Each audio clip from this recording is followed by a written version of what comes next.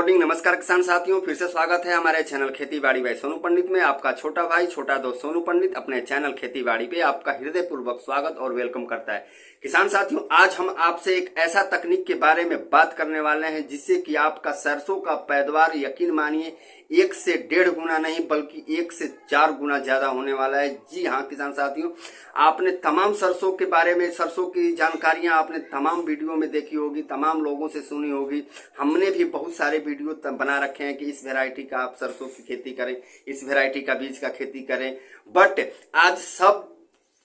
बताए हुए विषयों से कुछ अलग हमको आज एक जानकारी मिली है, और जानकारी मिली ही नहीं है, मैंने वहां पे जा करके मैंने देखा भी था और उस किसान भाई से मैंने पूरी सलाह ली और पूरा बात और विचार और विमर्श करने के बाद मैं इस निर्णय तक पहुंचा कि एक्चुअली इस तरह की अगर हम खेती सरसों की करते हैं तो यकीनन 1 से 1.5 गुना नहीं बल्कि 2 गुना नहीं वरन 4 गुना ज्यादा सरसों का उत्पादन हो सकता है, बशर्ते थोड़ा सा हम किसान भाइयों को मेहनत करनी पड़ेगी। इस कंडीशन में, जिस कंडीशन का मैं बात करने वाला हूं सरसों के बारे में, और जिस विधि और जिस तकनीक से आपको इसके सरसों की खेती करनी होगी, उसमें थोड़ी मेहनत ज्यादा आएगा, लेबर थोड़ा ज्यादा आएगा, बट यकीन मानिए आपका पैदावार तमाम झंझटों को छोड़ते हुए, तमाम विघ्न बाधा को पार करते हुए आपकी सरसों की उन्नत पैदावार यकीन मानिए एक एकड़ में आपका 12 से 13 कुंटल आपका सरसों का पैदावार जाना ही जाना होगा। किसान साथियों, आज मैं इसी के बारे में आपसे चर्चा करने वाला हूं। जी हाँ किसान साथियों, चैनल को अभी तक आपने सब्सक्राइब नहीं किया है तो चैनल को आप सब्सक्राइब कर लें। आपका छोटा भाई छोटा दोस्त आपको आज जानकारी सरसों के बारे में देने वाला है। किसान साथियों, अगर आप परमानेंट और मेहनती किसान हैं और आप हर साल दर साल आप किस खेती करते रहते हैं, तमाम फसलों की खेती करते रहते हैं, चाहे कोई भी फसल है, आप अपना खेत खाली नहीं रखते हैं और आपने हर आइडिया, हर इंसेक्टिसाइड, पेस्टिसाइड, रासायनिक और देसी खाद, वर्मी कंपोस्ट जैसे तमाम खादों का आपने छिड़काव और स्प्रे कर दिया है खेतों में, फिर भी आपका पैदावार आपके हिसाब से नहीं आ रहा है। यानी कहने का मतलब ये है कि आपके सब कुछ ठीक ठाक है, खेत में ऑर्गेनिक कार्बन भी सही है, पीएच लेवल भी सही है, आपका खेती का टाइमिंग भी सही है, आपका खेती का आपके फसल में खादों का छिड़काव का टाइमिंग भी सही है, वरन कहने का मतलब कि सब कुछ आपने टाइमिंग पे ही किया है, फिर भी आपका पैदावार क्या होता है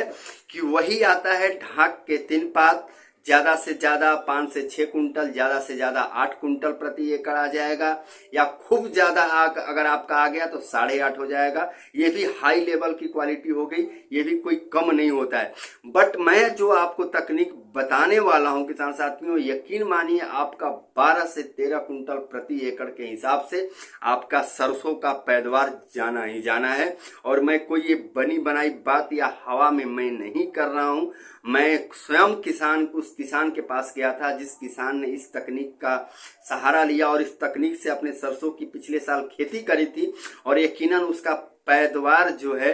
जबरदस्त नहीं बल्कि 12 कुंटल 35 केजी प्रति एकड़ के हिसाब से उसका सरसों का पैदावार गया था। किसान साथियों,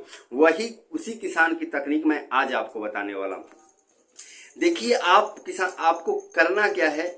कि आप पहले फर्स्ट टर्म में आपको करना क्या है कि आप मार्केट से या घर में ही अगर आपने सरसों का बीज रखा हुआ है तो आप क्या करें, या मार्केट से आप क्या करें, ज्यादा नहीं मात्र आप 100 ग्राम बढ़िया किस्म की बीज, जैसा कि मैंने बहुत तरह की वीडियो में आपको सरसों की वैरायटी की जो बीज होती है मैं बता रखा हूं,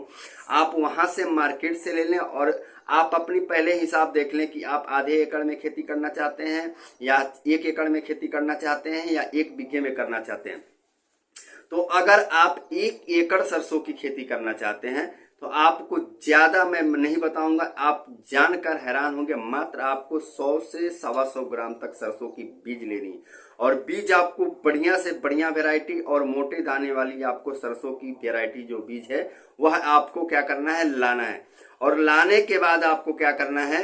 कि आप अपने खेतों की पहले अच्छी से, जैसा कि जुताई करवाया जाता है। आप जुताई करवा लें। जुताई करवाने के बाद जो भी आपको उसमें आपको डालना है खाद वगैरह, जो भी आप डालते हैं, देसी खाद हो गया, वर्मी कंपोस्ट हो गया, डीएपी हो गया, मतलब जो भी प्रक्रिया होती है आप बुआई के जुताई के समय आप पालन कर लें। मैं उसका चर्चा नहीं कर रहा हूं क्योंकि वीडियो ज्यादा लंबी हो जाएगी और मैं बस मुख्य टॉपिक पे आपसे चर्चा करने की कोशिश कर रहा हूं। तो आप तमाम खादों का छिड़काव जुताई के समय करने के बाद